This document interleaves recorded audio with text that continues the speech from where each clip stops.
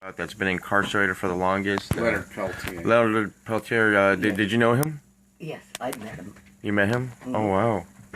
The other day on the bus, I was talking to this guy. You know, I go to South Central to the Quakers on Sundays, and I feed them. And I talk to people on the bus, you know, and they get to know me, and I get to know them. And thank you. There's this. There was this interesting black guy, older guy, black guy, and he was wearing skirts. And it was a really funny skirt that he had on over his trousers. And it was raining. And so I offered to share my umbrella with him while we're waiting for the... I mean, I share with people. Anyway, I offer him, you know... And it turns out that he said something about... I said something about Geronimo. And he says, "You mean Geronimo Pratt?" And I says, "Yes." He said, "Do you met him?" I said, "Well, I didn't really get a chance to meet him, but his sister had asked me to go up to maybe talk to him to maybe help represent him with the team of lawyers that were doing it. A number of National Lawyers Guild people were. So I was an area director at that time. And I took a Friday afternoon and I drove up to Folsom. He was in Folsom, and he had written a letter and asked me to come up. He said, I'm you know, and he told me he'd send me a copy of the letter. Geronimo Pratt? Geronimo Pratt. Okay. And he had gone ahead and he had written this letter and given a copy of it to the authorities. So I go up. And on a Friday, and I get there about 2 o'clock, and the guard looks at me, he says, and I said, "Geronimo Pratt." And he said, "Nope, he never asked to see you." I said, "He did so." And he said, "No, he didn't." And I look over, and, you know, there's a window. It's not a window, I mean, it's an opening. And I said, "Look, it's right." And there's his gun pointing at me. And I said, "Listen, I'm a lawyer. I've got a right to see him. And there's the letter he wrote." He said, "No, it isn't. You put your hand over there, and sister, you're not gonna like what happened." Wow. And I said, "Listen, I have a right." And he said, "Good. Go to San Francisco, get the judge to sign an order, and come on back. See Why you Monday." did they do that? Just to fuck with you? Yeah, just to fuck with me. To fuck with Geronimo. Right. I mean, you gotta know that this man was really fucked over because the FBI knew that he wasn't even in Santa Monica when that couple were killed. They were following him. They were part of the Black Panther movement that he, in the meeting he was at that time. Whoa. And that is exactly, you know, the whole... What did you do? Did you go and get... No, I couldn't do that. I mean, I said, I'm area director for neighborhood legal services, and I've got to go ahead and keep track of my office. Anyway, but I was willing to go, you know, talk with him and maybe see, yeah, and maybe meet him and you know, and then if he wanted me to do something, I'd go ahead and do it with the attorneys who were working with him at that time. I wouldn't take on the entire case. I couldn't do that. But I could help, and I'm good at the law. And the thing is, I've been very fortunate in my life. When I get really down, because I think, you know, I'm not making a lot of money. I mean, and a lot of things are happening around the place, and. You mean like during your practice? Yeah, well, and for instance, I had the accident right when I was practicing. So that really put it, I mean, I thought that was probably one of the worst things that could happen. 6 months later, I flew to New York and saw my husband, my ex-husband, and we went to the Blue Note bar, and they stole my purse. And I was supposed to drive a car for one of my, I did some small work for a sports car. European sports car in Pontiac. I went from Detroit. After I got divorced, I went to Pontiac, Michigan. And I worked with 2 National Lawyers Guild people in Pontiac, which is a very, very conservative town. But it's also, at that point, was the bedroom site for gays who were all illegal at that time, who worked in Detroit. Illegal gays? Yeah, it was against the law to have sodomy. Oh, To stick your penis in another man's anus or in Oh his my mouth. goodness gracious. Yeah, that was the law in California until 1974. Yeah, it was a law in Detroit. Yeah. And what year was this? Well, it was let's see, I was in Pontiac, Michigan from 1958 or 59, I guess, to 1961, I think. My office, I shared an office with the only other National Lawyers Guild Thank you, people Jen. in Pontiac. Pontiac, Michigan is the second largest county in Michigan, and it didn't have any women. And so I had this big picture on my wall of all these males, and there were 7 judges, 7 male judges. And so when they did this big picture of all of the attorneys in Pontiac, they got the 7 judges on the bottom, and I'm in the row right above them in the middle of them.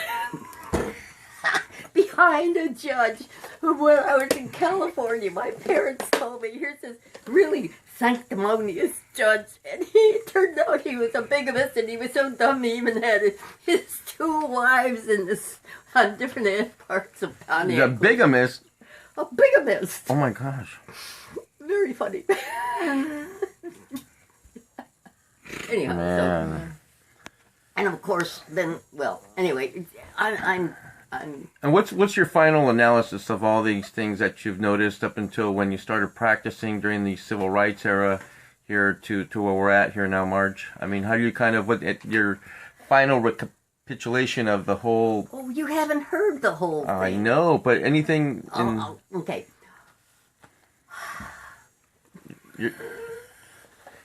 The thing that I have done in life is that, number one, I've fortunately been with tremendous people in the community that I could work with, that taught me how to do things, that worked with me. I married 2 of them, and I never married him. He was too young. Although I like him younger now. What? I said I like them younger Better now. watch out, Jan. I expect them to have enough energy to keep with me. What? Alex, you have to stop. You know what? The healthiest thing you can do besides eat a good diet is have a good sex life. Well said. Okay. So, anyway, I did a few other things like Wounded Knee and And what was Wounded Knee? Wounded Knee is the pine tribe? Pine Ridge. Pine Pine Ridge. Ridge Yeah. tribe. Well, what happened was when I finally decided, I fought Nixon for a year, and then I said to my husband, I said to Rick and a few other people, this is ridiculous. And you were an attorney at that time, correct? Of course, I'm Right, and that's what- very directive for neighborhood legal services. But the thing is that I said to my husband, I said, we really are wasting my time here. And then also, when I had gone to jail, oh, that was so great. Oh, you want to hear that fun story? What happened was, When you went to jail. I had laid down on the sidewalk with 19 other professionals. And this was when? What year? That was Nixon, right? 1972, right. And what happened was that when everybody else pled guilty to a misdemeanor or something, I refused to. And so one of my guild friends represented me, and we had a jury trial. The problem was Who else? You went Grillo. to That was trial. his name. You went to trial by yourself, or was No, I was had there an anyone attorney. else? No, everybody else pled. All the 18 other professionals. Yeah, they took all the plea. pled. They pled guilty to little things, and like trespass. And I said, no, I won't do that. And so we had a trial, and Dave. What was Dave's last name? I got it. It's been a long time, but anyway, when we had the trial, the judge Grillo had mumbled, and he improperly gave a Jury instruction. jury instruction, and it was improper. It was that you had to be guilty, and you had to be what was the term? You had to be intentional, and you had to be malicious.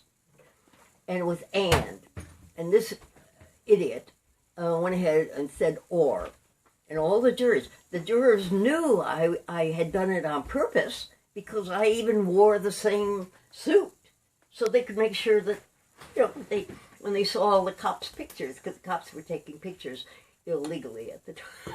What do you mean they were taking pictures illegally? Well, if there was a demonstration, they'd be sitting there, and you think it's the newspapers that are taking your pictures and that you're giving statements to, and instead it's LAPD. Okay. I mean, that's ridiculous. Anyway, but the thing was that the jury, they all loved me, and but they knew that I had meant to do what I did. The thing was, I was not malicious, and the jury instruction that the judge used, he mumbled, and they did not hear him correctly, and so they found me guilty. So we filed an appeal, and then I said to Dave, after a little while, I said, Dave, this is ridiculous. We're wasting your time and my time, and it's not a matter of issue. All it is that I don't go to jail, and I had 10 days jail, and I had $5,000 fine, and You were in civil ground for 10 days? Yep, it was more fun. It was. I have to tell you, this is really a good story. What happened was, the judge wanted to get me. He knew that I had. He knew that I had a date to argue before the United States Supreme Court. Oh, wow. And he tried to get me in jail so I wouldn't be able to do it. So what we did was, as usual, we said, okay, well, what we're going to do then is we are going to prepare a motion, and if the judge gets me in jail in a way to interfere with my arguing in the United States Supreme Court, we will then go ahead and we will go up to Justice Douglas and say, get her out so she can argue. Oh, wow. and so anyway, so then I told Dave that I really didn't think we should go on, because the only difference was this was not a matter of law. The jury, the most that could be said is we would not make any new law. The only thing we'd do is we'd get me out of, going to jail. And I said, nuts. We won't do that. So anyway, so I go and I argue in the United States Supreme Court.